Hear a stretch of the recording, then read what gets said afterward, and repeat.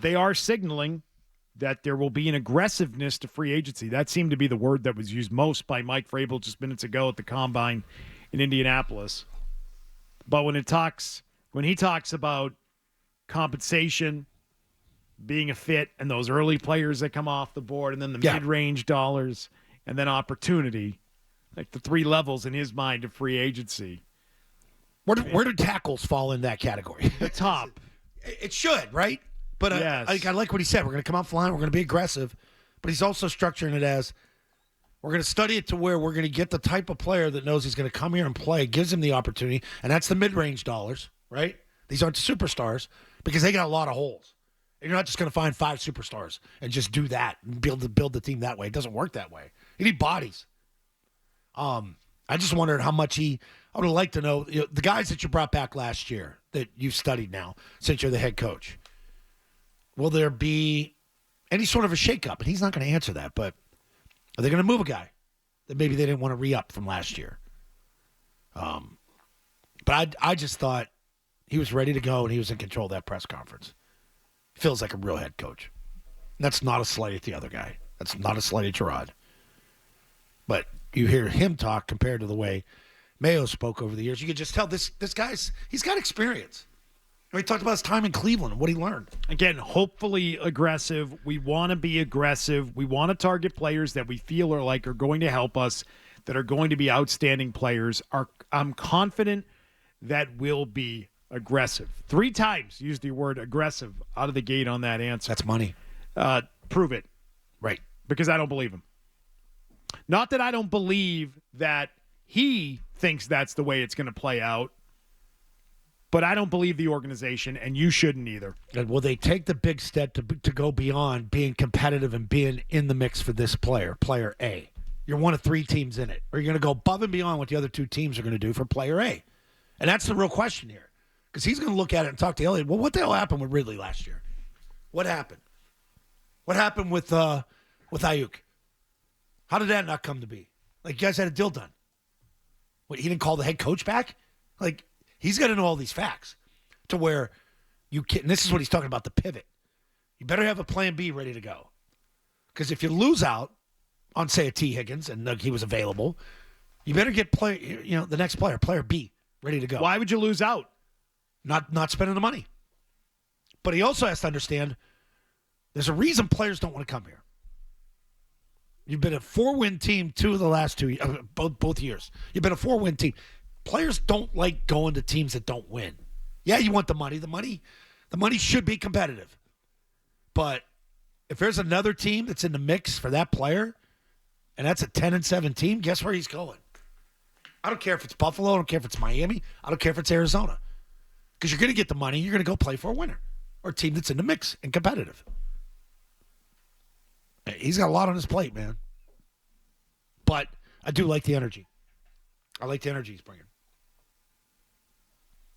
Well, energy Day one, you got nothing. Pay. Day one, you got to pay. I'm with you. I mean, it doesn't count for anything. I don't believe them. I don't believe the Patriots on this. Why do we believe them? Because Mike Vrabel knows how to do a press conference, which he clearly knows how to do. Sure, yes, he does. I thought it's a good question by Phil too. Like, do you understand? Fans aren't comfortable with a long rebuild here. Fans want to win now. And he's like, yeah, we all want to win, but we're gonna know that pretty much first 2 days. We might know it the legal tampering period. When players commit, you might get a report. Oh, this guy's going to sign with the Patriots. And if you're in on that first day on guys, that's going to get people excited. But say you got to pivot and go to plan B, and then you get the mid-range guys. If you're going to sign just a bunch of mid-range guys in free agency, it's going to do nothing for your fan base. That's what you fear. If you lose out on the top players, it's because you didn't spend enough. So you can come away from it saying, well, we were aggressive. We acquired 10 guys in free agency or whatever that number may be. Well, how many of them are in that first upper echelon? Sure. Right? You could say, well, we spent however many dollars. Look at, we signed all these players. Well, did you sign true impact players or did you sign those mid-range guys or opportunity guys? Right? Yep. Do you want 1 really good player or 3 mediocre players? And if it's the 3 mediocre players, don't sell me on that you were aggressive. I don't want to hear it. I don't think fans want to hear it. And this is what Bill did too that one year when they knew they weren't going to get on the Juju money. They thought the Juju Smith-Schuster money was going to be astronomical, so they went right away and got Aguilar and Bourne. So that's tier B to me. Yeah, that's not A. Hunter Henry. That's tier A. Like that's a good big time player. Hunter Henry's been in the league a long time. Good player. Well, I hope that Mike Vrabel is very much telling the truth and that it does come to fruition, because he's going to lose a lot of credibility pretty quickly if that's not how this plays out in 3 weeks. That's fair. Yeah. If you don't go out and actually make a splash in free agency. So his credibility with the fans is on the line. Gerard Mayo put his credibility on the line, and we quickly found out that Gerard Mayo had no credibility when he spoke, that his words carried no weight, and oftentimes he would take back what he said and would reverse course. So we found out pretty quickly that listening to Gerard Mayo a lot of times was a useless exercise, that what he was telling you may be not true. Sounded great at the beginning, right? Well, we're going to find out on Mike Vrabel pretty quickly because he was adamant today that they were going to be aggressive. Adamant that was how it would play out. You've got to get that clearance from ownership. Play that way out. It doesn't play out that way, excuse me. In a few weeks, well, we're going to know the same thing is true with him. Like, he's got that relationship with ownership too. We're like, hey, you want me to fix this and do this? You know, you're going to have to spend a little extra at the beginning here, because we got to make it attractive for guys to want to come through this front door.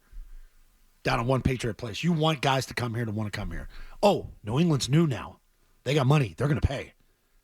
And then the league talks, and you should be doing all your work right now down there as we speak, which I think they are.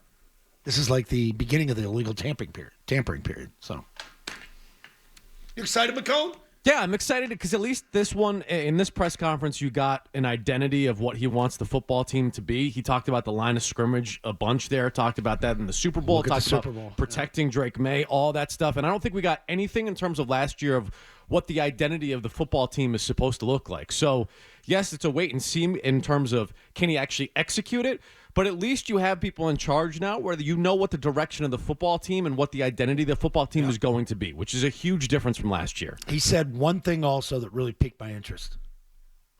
The nickel slot guy is such an important part to what we want to do, because you got to cover. It's that whole, when he's talking about too, with the defensive coordinator, matching the back end with the front. And you're going to make that job so much easier for your front if you could cover. Does that mean that if Travis Hunter is in play at 4, that they would get him, either he'd play the outside or put him at the slot corner? Kick Marcus outside, put him at slot. Yeah. Mike Vrabel also talked about the Super Bowl, why that's not necessarily a great thing, given that the Patriots have a pick in this year's draft, which is not great for linemen, according to one of the leading draft voices, Todd McShay. Hey, if you like that clip, check out more videos from Zolak and Bertrand right here. For more Patriots analysis and opinion, hit this playlist. And for all the latest from the Sports Hub, download the app at 985thesportshub.com.